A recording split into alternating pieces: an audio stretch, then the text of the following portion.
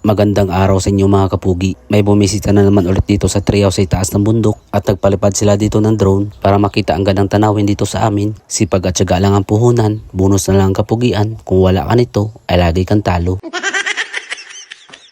Bale yung pumunta pala dito na bisita sa atin mga kapugi ay isang videographer at photographer. Kung naalala nyo mga kapugi ay siya yung videographer nung na-feature tayo sa I-Wonder. Na-miss siya kasi sa ating treehouse nung una niya itong nakita at nagkataon na taga dito din siya sa aming bayan. Nung unang punta niya kasi dito mga kapugi ay hindi niya na-enjoy yung mga magagandang tanawin dahil sa sobrang busy kami dito sa pag-shoot para sa pag-featured natin sa Dayway Ubin at nag-request siya dito sa akin na gusto niya ulit ditong bumisita at atin naman itong pinagbigyan mga kapugi. Tapos sinama niya dito ang kanyang dalawang pamangkin at saktong 2:00 ng hapon sila dito dumating. Kung napansin niyo dito mga kapugi ay napakalakas ang hangin. Para lalo pa sila dito ma-enjoy mga kapugi ay kumuha na rin kami dito ng buko. Tapos tamang kwentuhan at ina-enjoy ang bawat minuto. Kas!